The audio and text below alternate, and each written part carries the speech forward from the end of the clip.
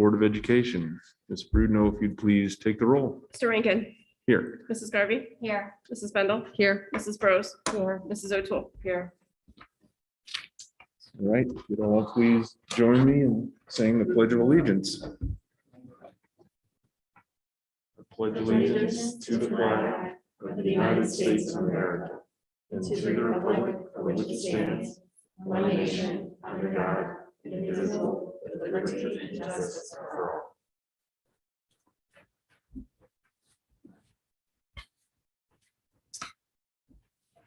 Okay, board reports. Ms. O'Toole, if you'd please cover the Audit Committee and Board Policy Committee. I'll make this quick and easy, no report for either. Thank you. Very comprehensive. Mrs. Garvey, the Business Advisory, Capital Planning, Board Finance and Budget Committee. So no report for the Business Advisory Committee. The Capital Planning Committee plans to meet on Tuesday, November 30th. We'll be updating the facility improvement plan for this 2022 school year.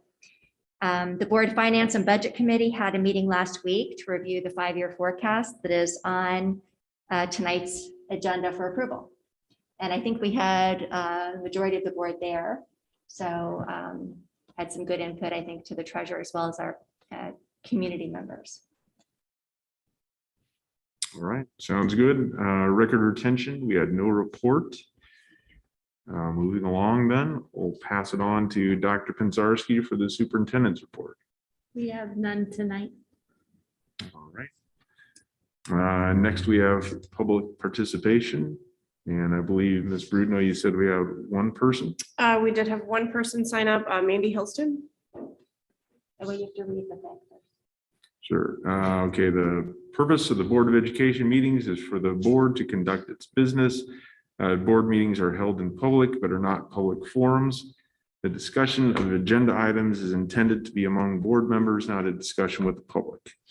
The public participation section of the agenda is an opportunity for citizens to address the board. Community members who contacted the superintendent in advance of the meeting may be provided an opportunity to speak first.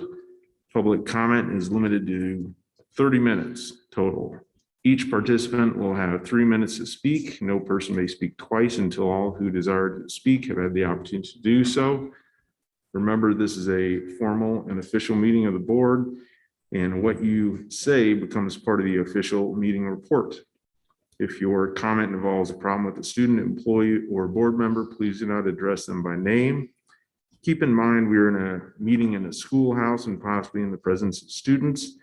At this time, the primary role of the Board of Education is to listen and reflect on your comments. Following your public comment, if you have specific questions, you may email the superintendent at Jennifer Pinzarski at chagrinschools.org. So thank you for letting me say all that. Yes, your turn. My name is Mandy Hilston. I'm sure all of you know me. I live at 6001 Parkland Drive. I have 3 daughters that will hopefully soon be attending Chagrin Falls schools. My oldest is set to start next year in the fall of 2022, but we are looking at alternatives if the school board does not allow parents to choose for their own kids if they want to put them in masks or not. In the June 2021 board meeting, a board member stated the concern was the retainment of kids in our schools. There are many parents in this community that have the financial ability to send their children to other schools. If you continue to mandate things like masks, you can count on losing more students. I'm sure of that. Our current school board, many of whom don't even have kids in this school, so their children will not suffer from the long-lasting effects of masks, seem to be on a power trip to make our students comply with their beliefs. Here's a few stories I've heard about masks and children in our schools. A young child in the elementary school went to the bathroom. While he was in there, he dropped his mask in the toilet. Rather than go tell the teacher, he pulled it out of the toilet and put it back on his face. Why do you think he did that? Our school teachers and leaders have instilled so much fear into these kids that they would rather put on a soaking wet mask than to get in trouble. What is this teaching our kids? To be afraid of people? To be afraid of leadership? To live in fear? By all means, if you want your child to live in fear, go ahead. But don't make mine feel that way by enforcing your non-mandated mask rule on them. It's also been mentioned a few times that the principals are saying that if students do not wear masks, they will be segregated from the other children. Does that sound like progression? To me, it sounds like we're going back into the 1950s. That's not a good way to be leaders. In my opinion, the intermediate school seems to be doing the most damage to our children. It's being run by a very strict leader. They're shaming kids into signing a book when their mask is not on appropriately. 1 strike is a warning, 2 strikes, they call your parents. 3rd strike, they send you to the principal's office. Why are we sending children to the principal's office for wanting to breathe fresh air? Remember, we are talking about 4th, 5th, and 6th graders. They are young. They are not trained on how to properly wear masks, yet we expect them to be compliant 100% of the time. Have you guys seen the Halloween pictures that were posted on social media? Pictures of all the children in their costumes with their masks on, not touching each other.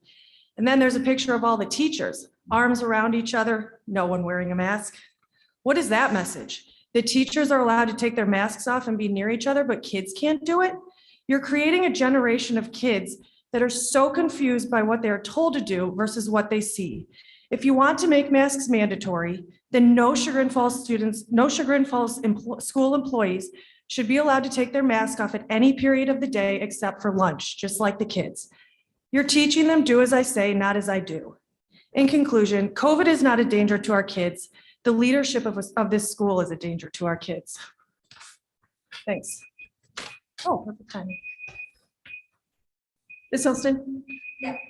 If you. Yeah, put it direct word for word in the minutes. Okay, thank you. Once again, just remind everybody, if you want to speak at the school board meeting, you can notify Dr. Penzarski, Mrs. Brudno, or myself. But someone could speak now if they'd like. Oh, right. Yeah.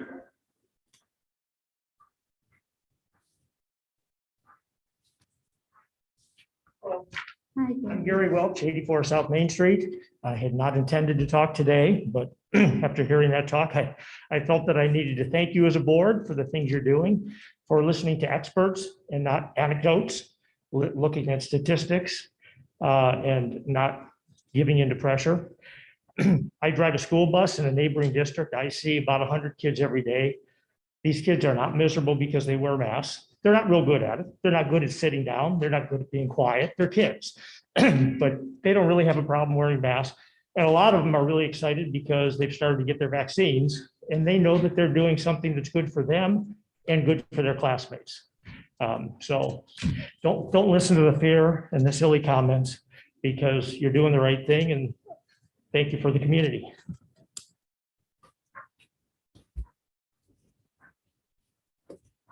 All right, thank you. Anybody else? Okay. All right, moving on, if I could have a motion for consent agenda items 6A through 6. Jay, thank you. Second? Second. Thank you. Is there any discussion on any of the items?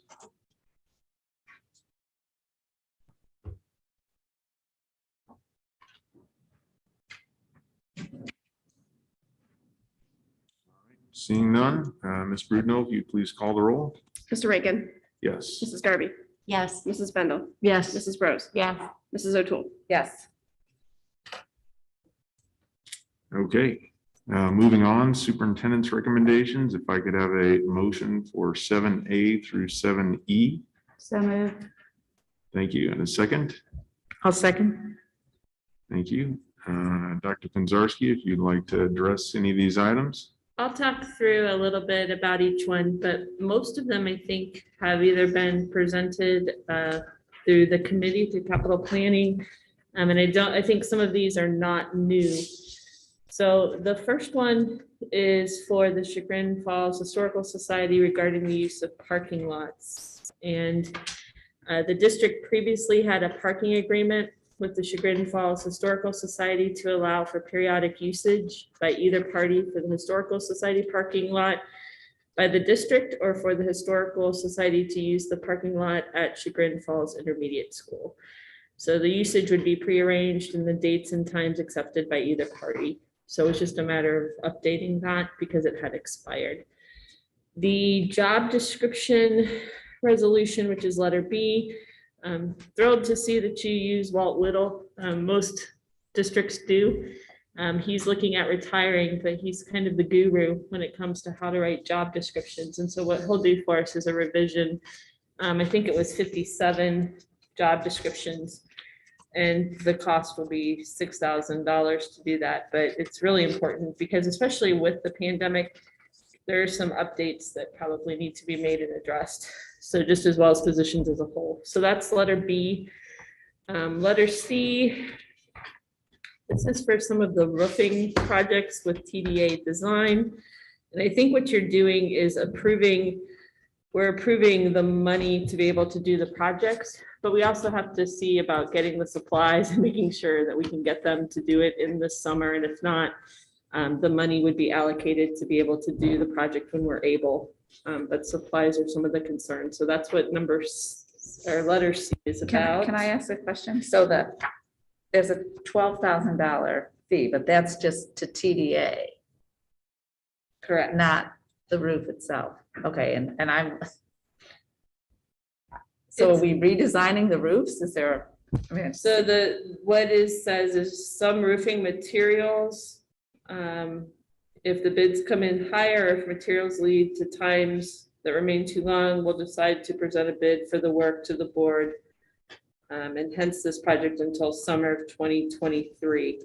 So I believe that some of this is for design and prep work, mhm. but I do think talking with Chris and I think this was 1110. I mean, the other ones were 3,000. This one was 12, and I'm like, Yeah, let me give you I the mean, a reason. roof.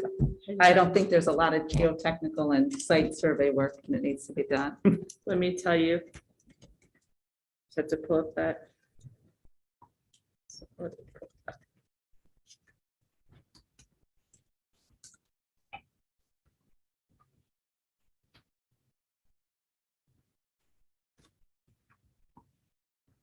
Sorry.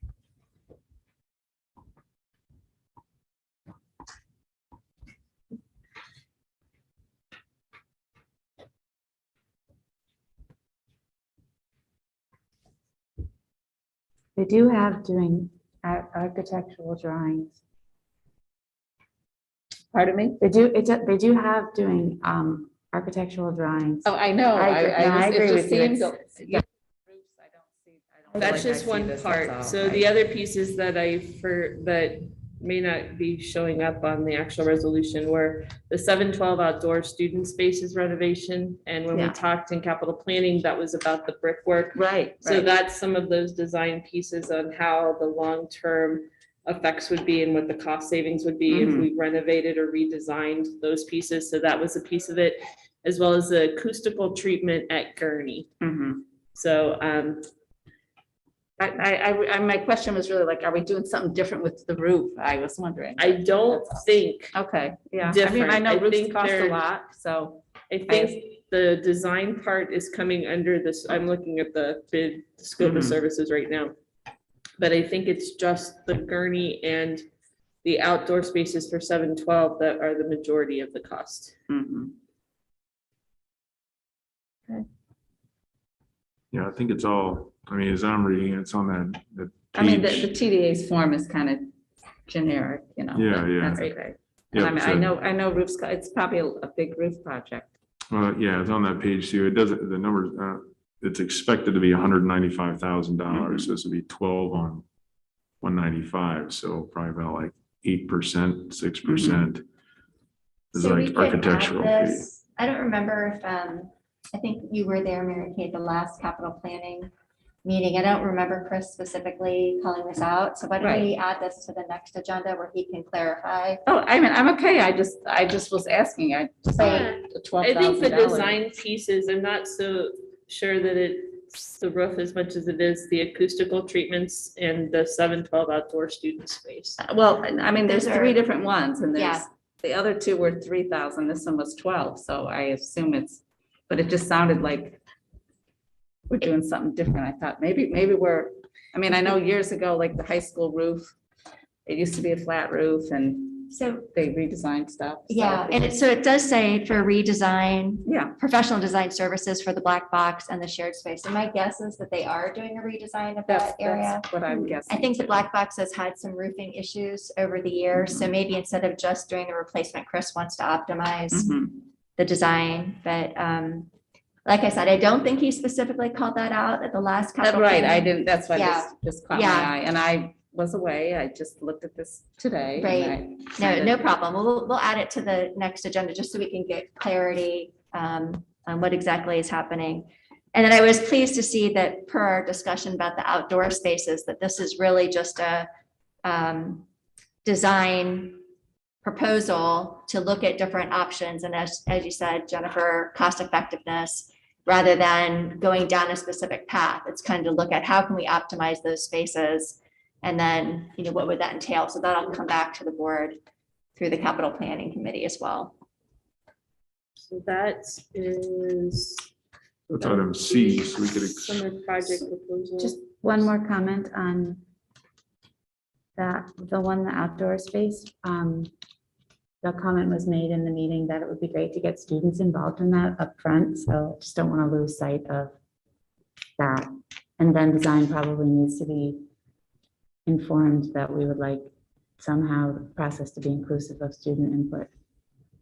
Because I don't think they were at our meeting. Were they at our meeting? I don't think they were at our Can meeting. make that. No, They weren't in our they were in meeting. they were in a capital. Planning. Yeah, Okay. I have no idea if they met outside otherwise.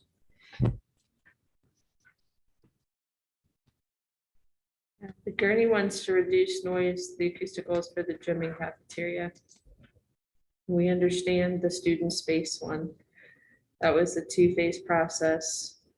Looking at the general engagement and students and staff on the design of those outdoor areas with the brick. We're still, So I think we're good. So do you want to pull C off, hold off on that, vote on A, B, D, No, D? it's okay. I mean, I thought maybe there was some exciting roof news. or something. Are they waiting? see it in what Chris provided.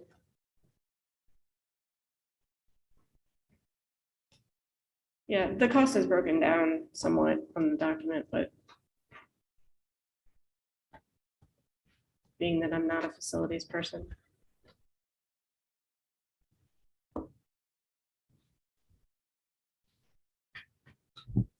I don't think it would take long to clarify if we pulled C and put it on the next agenda. I mean, it'd be in 2 weeks.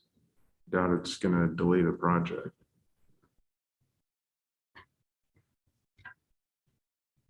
Yeah, unfortunately, I don't see what the actual revision to the roof is in the documents that you linked.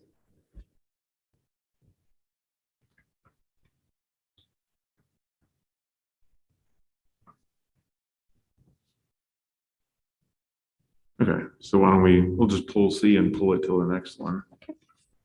So how do we have to redo our motion in second? Amend the motion. Okay, So I need a motion to approve A, B, D, and E. So moved. yeah, second, I'll second. great. Any other discussion on the items? All right, Ms. Brudno, if you please take the roll. Ms. Rankin, Yes. Mrs. Garvey, Yes. Mrs. Bendel, Yes. Mrs. Bros, Yes. Mrs. O'Toole. Yes. All right, treasurer's recommendations, if I could have a motion for 8A through 8C.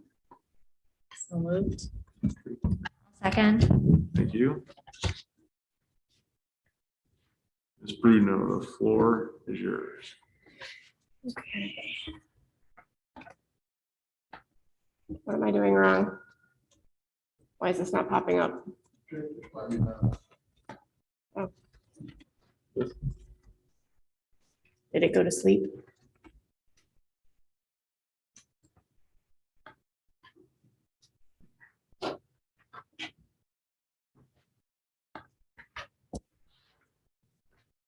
Can you help us?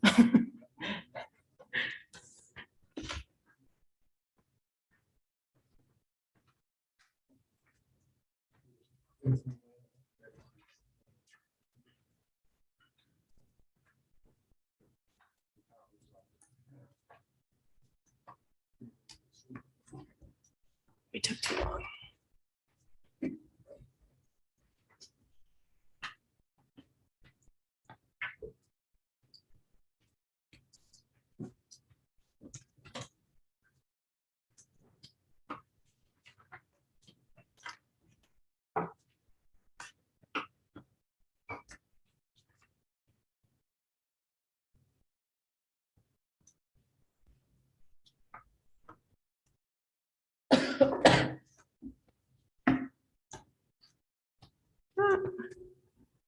Let's try it.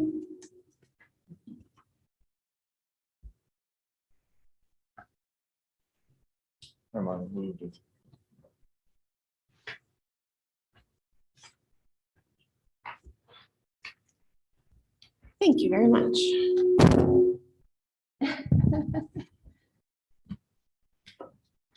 Okay, can you hear me now? Or did I move it too far? Good, okay. Okay, so I'm gonna go through the 5-year forecast tonight. The report that you're actually approving is the actual forecast. It does not have quite as much information as the slides. I just put slides together so that you know and can understand a little bit more what it is you're actually approving and what those trends look like. Because that's how we determine how to forecast is using historical information and then what we know right now. So exact slide that I use every single time at the beginning of this presentation. 5-year forecast is an estimate. I always want to remind people of that. Represents what we know now. Things change day to day, as you know. Something can happen down in Columbus and it changes our forecast by $600,000 as happened in the recent past. Also, in coming up with all of these numbers, we have to make a lot of assumptions. So there are a lot of variables that go into these. A lot of these things aren't necessarily known yet. So I have to make some assumptions and make some guesses. Educated guesses. Educated guesses, of course, but still guesses because I don't have a crystal ball. And the 5-year forecast represents only the general fund of the district. So when we're talking grant funds, all of those special revenue funds, those are all separate from this. So a lot of times, especially when we're talking about federal grants, people get confused because they want to see those numbers in this forecast. This is only the general fund. So here is the quick picture. This is the summary. You can see in 24, that third column over, the red, that's where we start deficit spending. So that's the year that our expenditures start exceeding our revenues. I know it's red and it looks scary there. But if you looked at last year's, it looked at that point, we were predicting to start deficit spending in 23. So we're now another year out.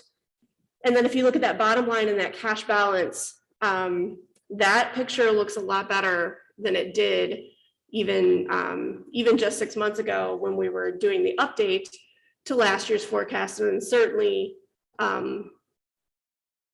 much different from last November. And there are a lot of things that go into that number, and we'll go through each line and talk about that. So good news is, because I know this is what all of you sitting at the table are looking at, when you look at that ending cash balance, you're looking at levy cycle. So, you know, when we made that promise to last at least 3 years, we were very, very confident in that number. Even during the levy campaign, we talked about, we're probably going to get this to stretch 4. Now it's looking like 5. So that's fantastic. That's assuming, again, everything in here happens the way that I think it's going to, and nothing major changes down in Columbus or with the economy or any major catastrophes. So Ashley, before you move on, I know we know this, but if you don't mind, just for purposes of the audience, the idea of why we always can expect to be in deficit spending at some point in our cycle?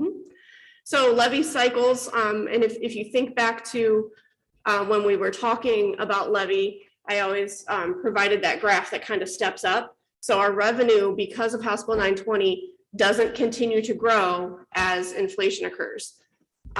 So, the majority of our revenue is taxes, and I'll show you a picture of how much of our revenue actually comes from the taxes.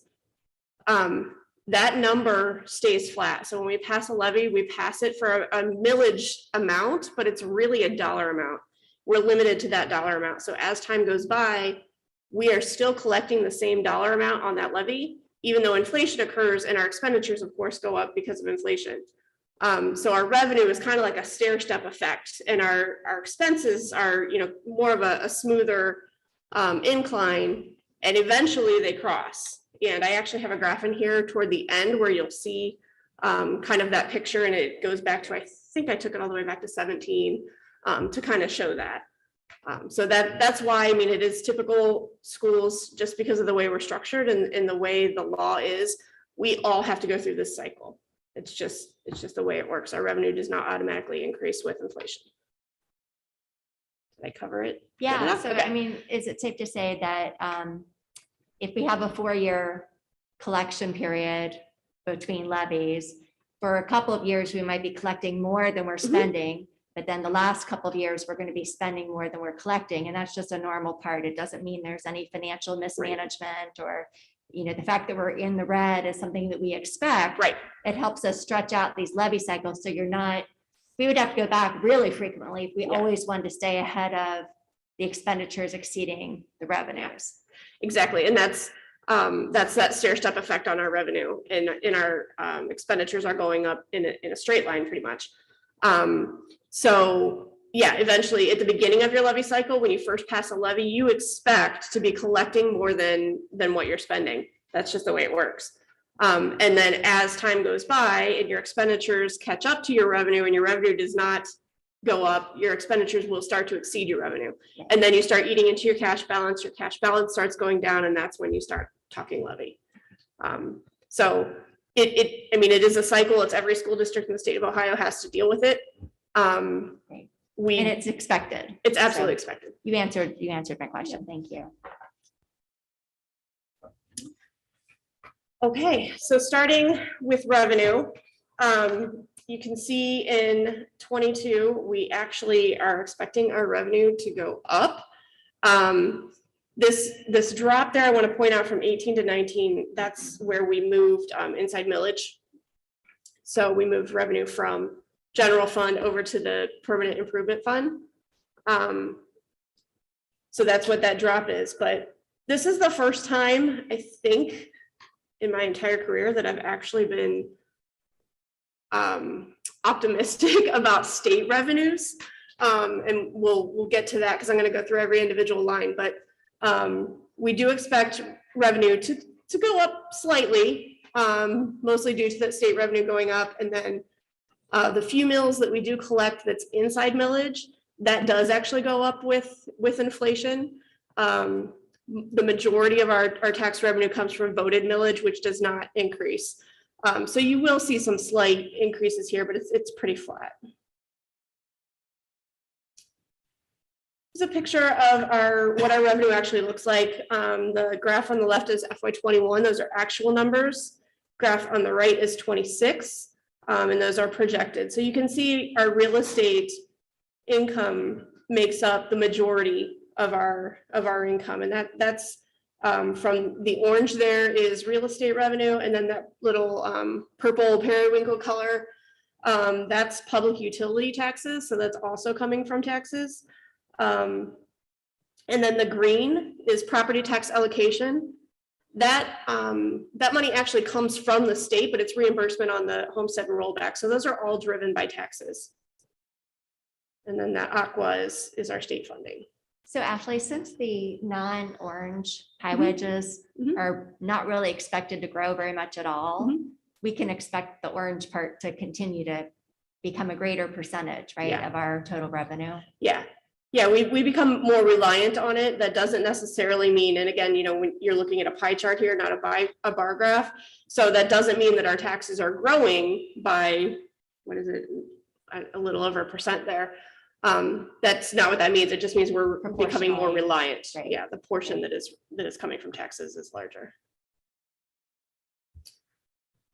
Okay, so talking about property taxes, for every one of these lines, I put this together a little bit different this year. On the left-hand side there is a graph showing you how much of our revenue comes from this source. So when I put these bar graphs together, a lot of times they look very similar. So our property tax revenue bar graph is going to look a lot like our other revenue bar graph, but it's millions of dollars different.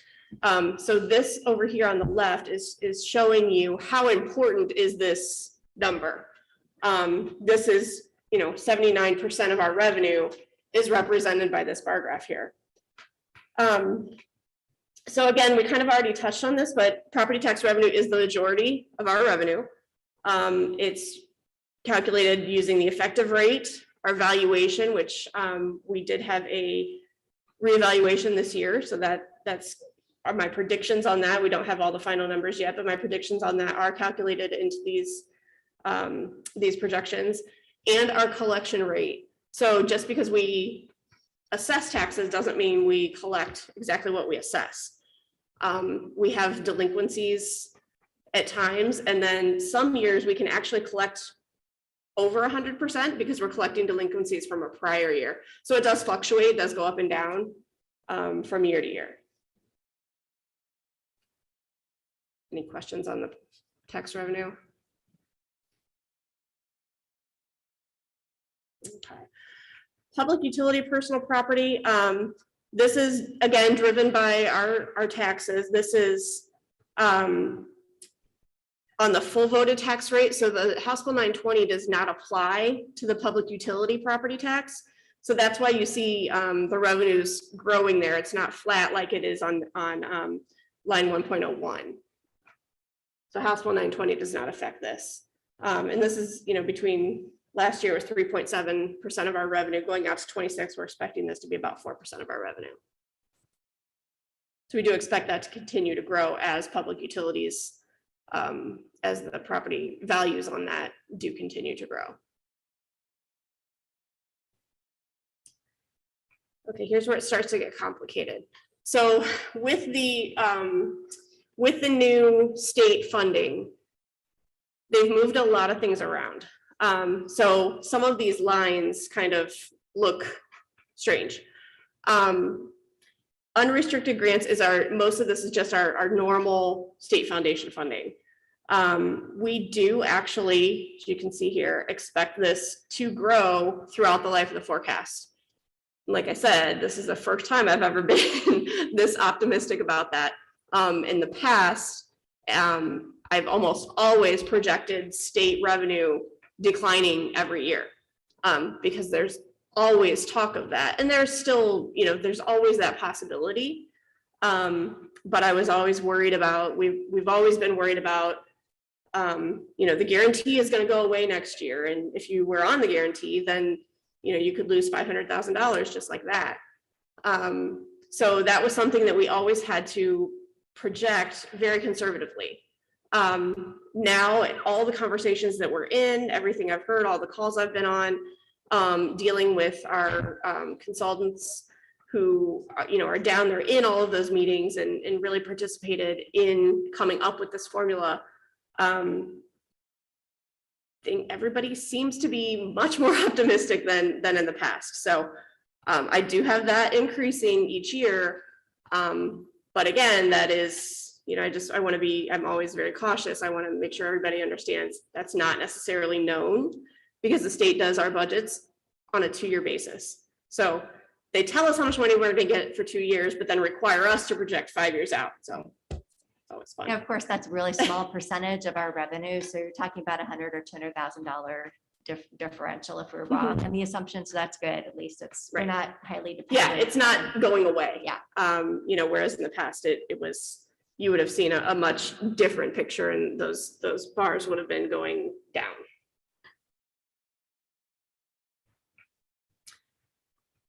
So the restricted grants and aid, it looks like we're getting a whole lot more money just based on if you were just looking at this. Again, just to keep this in perspective, take a look at that graph on the right hand side there. This is very, very small percentage of our revenue. But just because that graph is going up does not mean we're getting new money. It's just that money is moved around. So there's been a lot of talk about money, students being direct funded. So we're not getting a portion of the open enrollment and then paying the open enrollment out. We're not getting the full open enrollment from the other districts. That's all calculated within our funding now. So that in the past was considered a tuition item. So it was in a different line. Now it's going into here. The categoricals, the special education, gifted funding, those types of things are all in here now. We were getting that funding before. It's just moved around now. So this is not new money. Part of it that is an increase overall is our wellness funding. Overall to the general fund, not overall to the district though, because in the past that was introduced 2 years ago and was in its own fund. So that was in a state grant fund. Now they're putting this through the foundation. So now it's coming into the general fund. So it looks like we're getting more money when we're really not. It's just moved. There's a lot of that going on this year. Property tax allocations is about 9% of our revenue. Again, this is our homestead and rollback reimbursements. We do not get homestead and rollback reimbursements on any new levies. So this funding is pretty flat. We know pretty much exactly what we're going to get from that.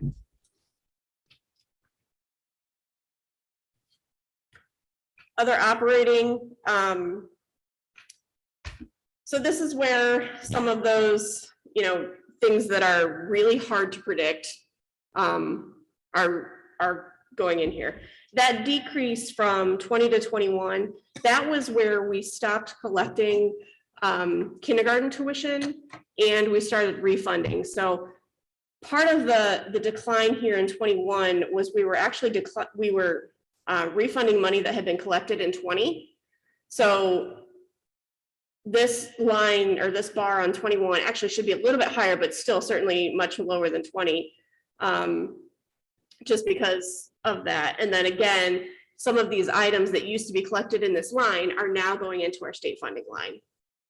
So that's not really a loss in revenue there, other than the tuition certainly was for that year, but this continuing to go forward is not really a loss, it's just moving. Okay, before I move on to expenditures, are there any questions on revenue? Okay, so moving on to expenditures. This one here, this looks like these for the last 5 years, it looks pretty flat. The fact that we went 2 years in a row with declining expenditures, I'm really proud of our district. We put a lot of work into that. And so even when you look all the way back to 17 to 21, we're still pretty flat on expenditures. That's 5 years. So that's, something to be proud of. And then, going forward, I'm probably, and when I get to the lines, I'll point it out, but, inflation right now, my husband watches the news every morning and it's not actually the news, it's like some financial show. It's very depressing. But inflation, there's all this talk recently about, what's going to happen. I don't know. I honestly don't. But we have to estimate conservatively. We have to assume that inflation is going to be significant because it can be, and it would really affect us. So I do have that in here. If these things don't happen, certainly, that's good.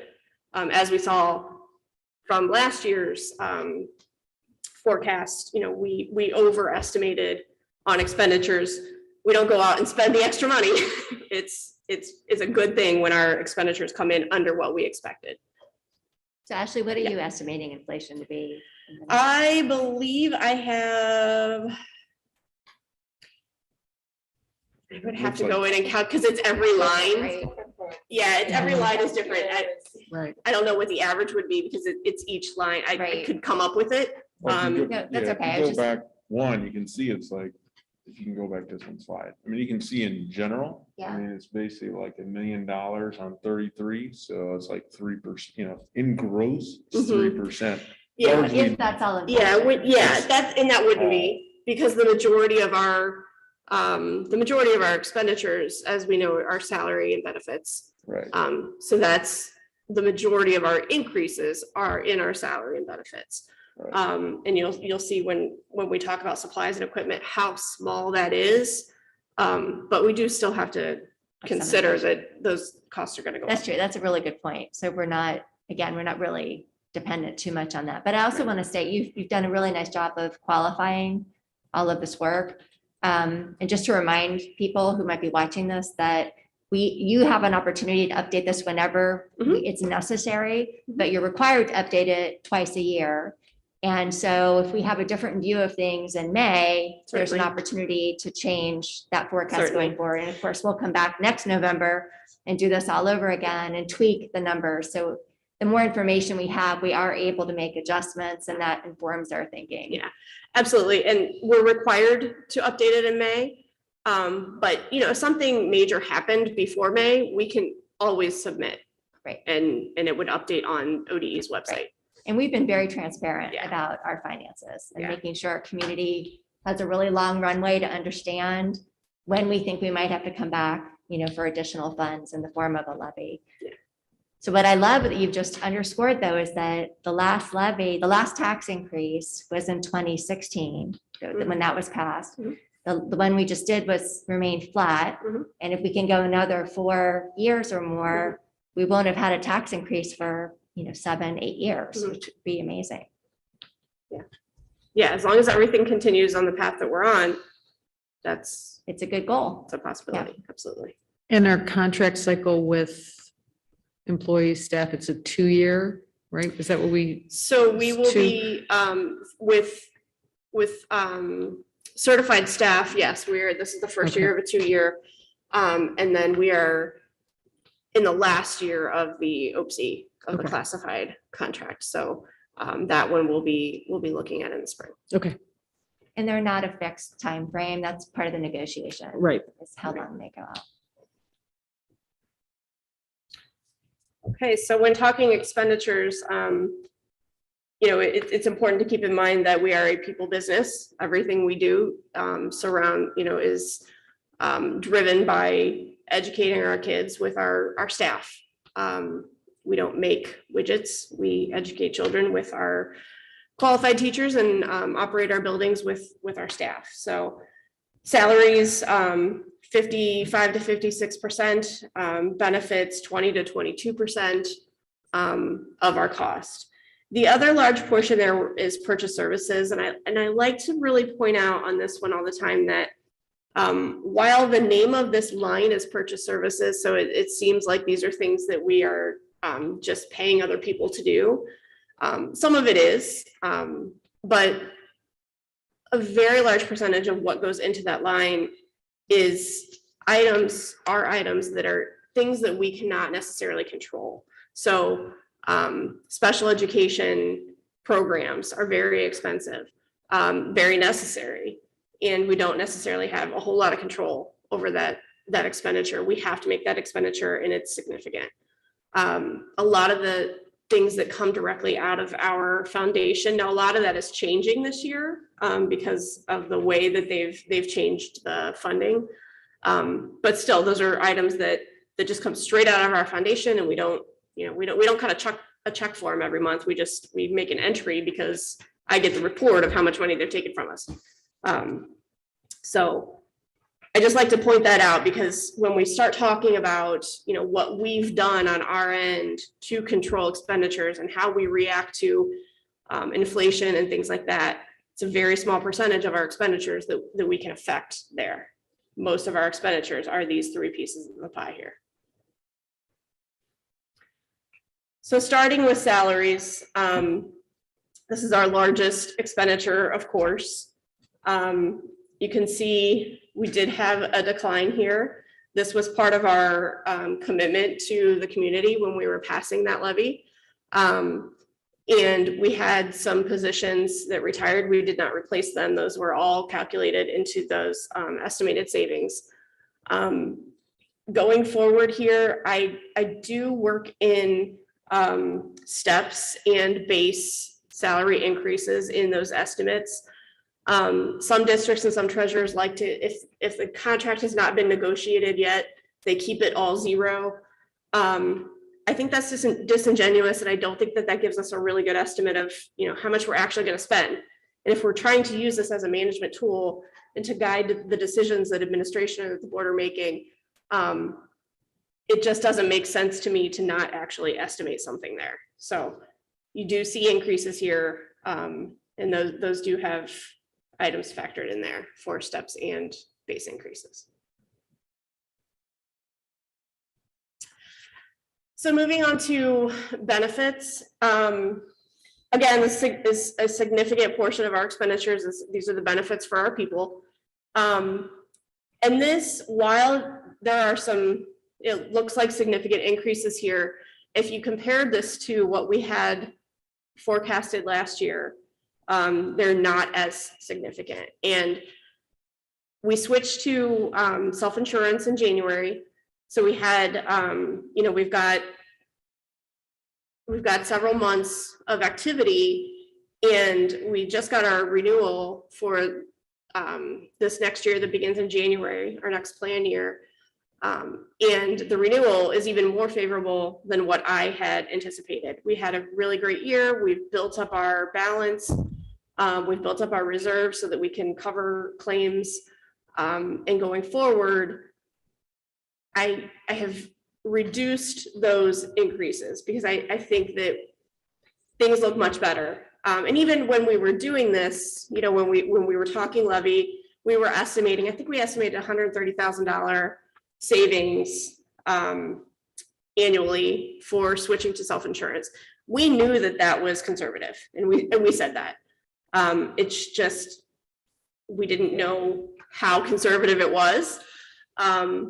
Going forward, because that compounds every year. So if you have, you know, if you're estimating 10% increases over 5 years, and now you're estimating, you know, 2, 4, 6, 8, that compounds every single year.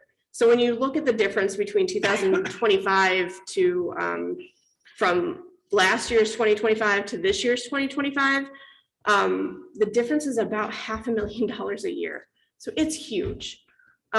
So this right here is the most important change and the most, the thing that has affected us the most in stretching that levy further.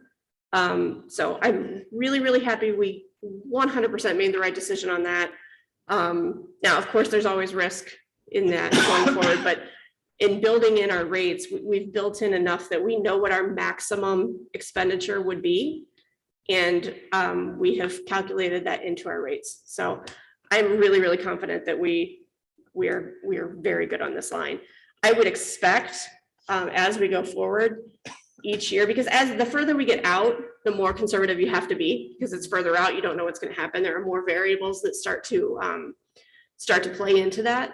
So as we go forward, I would expect this to get even better every single year if we continue with the trend that we have. Now, of course, being self-insured, when we do have a bad year, you know, it's going to happen. It happens to everybody. At some point, we will have a bad year and we'll have to take a higher increase that following year. But given the way we've performed over the last 10 months, I'm confident, very confident in this number. I do not think that we are under or overestimating we're probably overestimating our expenditures. I don't think we are overestimating the savings. You got to stop saying that. Something bad is going to happen. I mean, I agree with you. It's been a very good plan. And if it does, though, I mean, that's why we purchased the stop loss. You know, we purchase individual stop loss, we purchase aggregate stop loss. They calculate in what our expected claims are. And then they calculate in what our max claims would be that we would have to pay, and then make sure that we're funding enough to pay that. Yeah, So even if we do have that bad year, we have calculated that into there and we have enough to absorb it. yeah. Now, the stop loss is a great belt and suspenders on it for sure. Absolutely.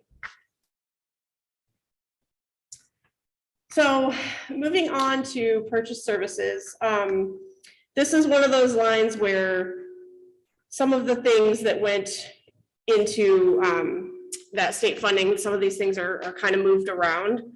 The difference from 20 to 21, remember, this is that change. A lot of this is the change in the facilities agreement. So we used to pay a contract to maintain the facilities for custodial and maintenance. So that's part of that change. About 200 and I think it was $250,000 difference, it was like 40 something, is just timing on this. So this bar here in 2021 is probably, it's about $250,000 higher. The bar in 22 is about $250,000 lower. That's just a timing on when we got invoices and when we paid. But we do still, of course, expect that to increase as years, as the years go by with inflation and with special education. We have to assume certain programs and we have to assume to continue to make those expenditures. So that is projected to increase. And we're looking at, 10 to 12% of our expenditures here.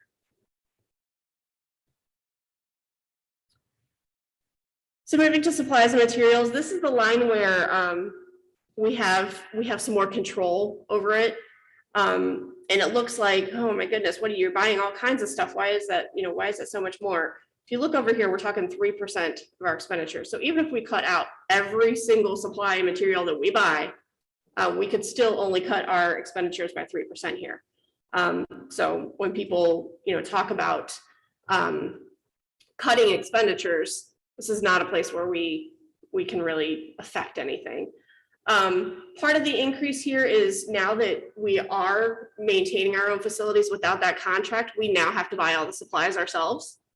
So that increase there. Fuel goes in here, and that's kind of a cost that is kind of throwing a dart trying to predict what that's going to cost. So we have to estimate conservatively there as well. And then all of our textbooks and anything we buy for the classroom supplies and things goes into here.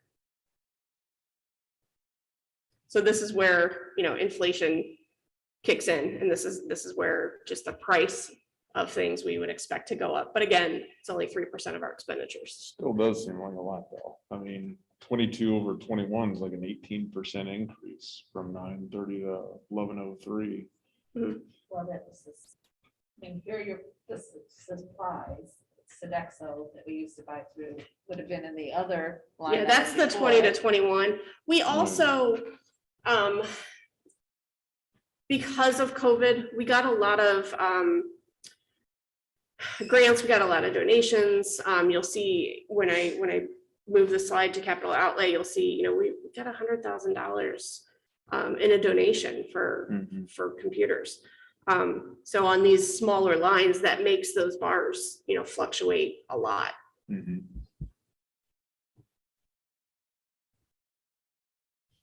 So here we are on capital outlay. So you can see, that went down.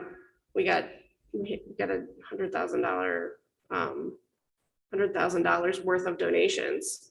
So, and those were to buy specific items.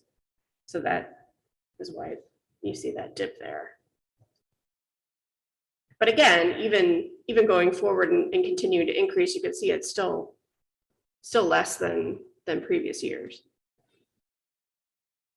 And part of that was trying to get, those years that we were really getting into a facilities plan and really getting things done and fixing some things, a lot of things that came out of general fund for equipment and just fixing things and things like that would have come out of there. And didn't we also have buses on this line item, and we moved buses over to permanent? We did move buses to PI. I don't know what year that is offhand though. That I think that was could be from 18 to 20. That's the difference there. Yeah. Could be a large part of So it. these are other Certainly. vehicles like pickup trucks or snow Yeah. removal equipment. Yeah, any other vehicles we buy that are not buses, we could buy those out of PI as well. Right. We're allowed, but They're- buses were being purchased out here and did get moved. Those should be in PI.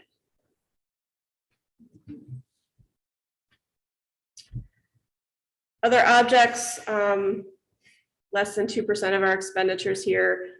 These are county auditor treasurer fees. That's for, when they collect our taxes, they charge us for it. Audit expenses, bank fees, all of our memberships, We just not, things like that. What's that? What'd you say? should we just not do that?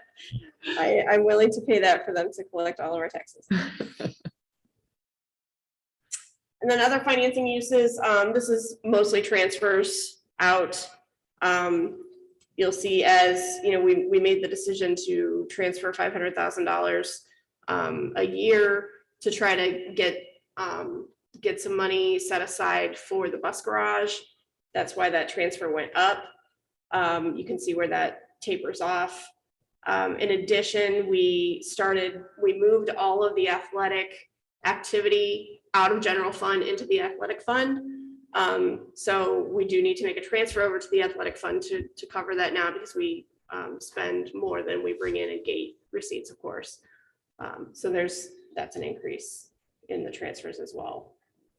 That's why you see that increase from 20 to 21.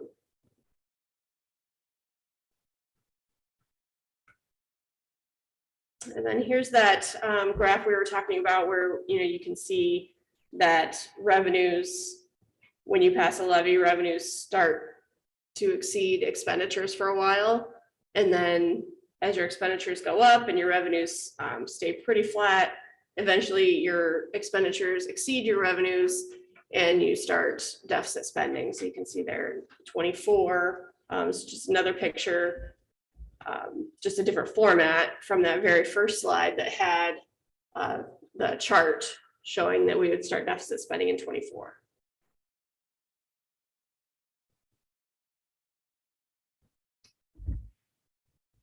Another way to look at the same information, the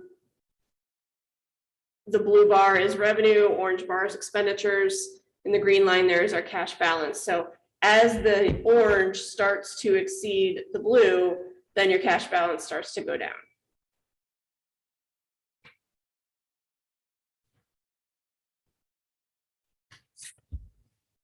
That is all I have for you tonight. Any questions? Thank you. Just to reiterate, we have a board finance committee, so we've all spent hours already going through this with you and are intimately familiar with the information. A few. Yeah. Not like 20. That's okay. 20 certainly for me, It's- but not for all. It's important. It's important work and you prepare us very, very well. And I think you do an amazing job explaining things in a way that anybody could understand. And I also know that you are accessible to anybody that might have questions after seeing this or hearing this, anybody in the public. Yeah, absolutely. board There members. are spreadsheets upon spreadsheets upon spreadsheets and graphs upon graphs. This is a very small percentage of the graphs that we have.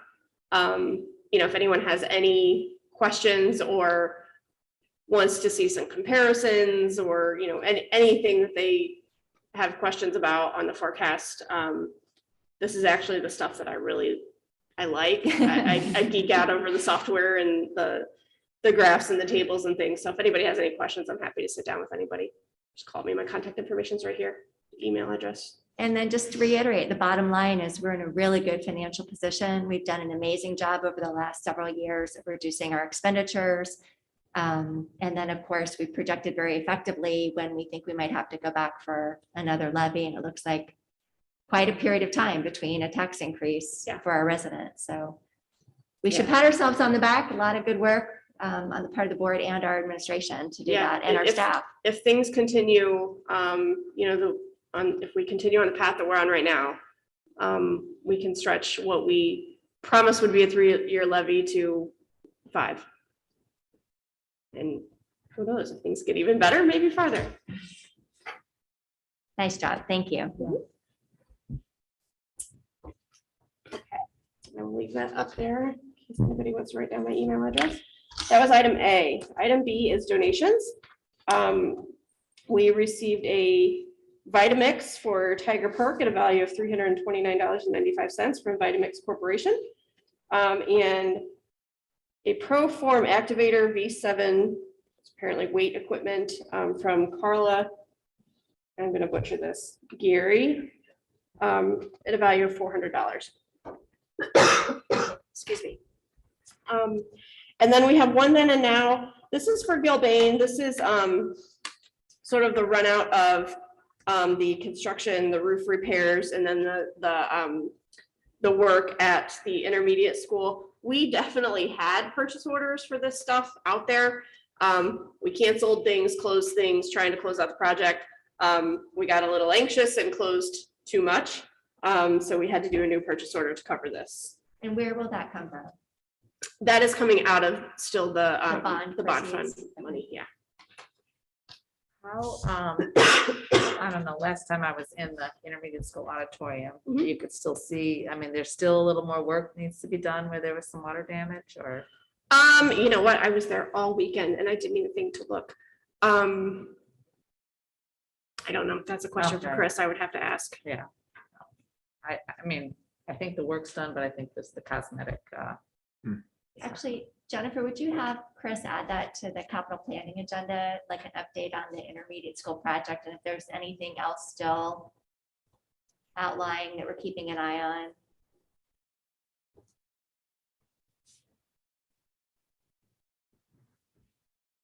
Hopefully that's it, the unforeseen things that come up even after you've done new construction, but there still could be a few things out there.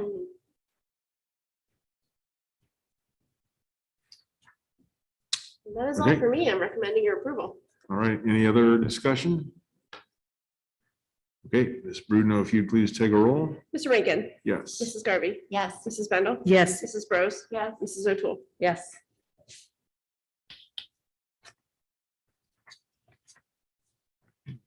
Okay. So there's an item under other business. There is. Yeah, Need so we to will, make an announcement that the public hearing for the calendar will be at the December 8th meeting. okay. So you do have public hearing, those are being, the final design, I think, is done today. Those will be voted on. And then the calendar will be presented for public hearing. And then in January, you would actually board approve the calendar. Once there's a chance for input. Gotcha. Okay. And that will be at our next regular meeting, December 8th at 6 p.m., I assume, here in the library, or? I believe so. If that's, I mean, I think we just finish off the year here, if that's okay, and then go back to Sands. January. Okay, sounds good. If I could have a motion for adjournment. So moved. Second? I'll second. Great, thank you. Ms. Brudno, if you'd please take a roll. Mr. Rankin, Yes. Mrs. Garvey, Yes. Mrs. Bendel, Yes. Mrs. Bros. Yes. Mrs. O'Toole. Yes. All right, thank you very much.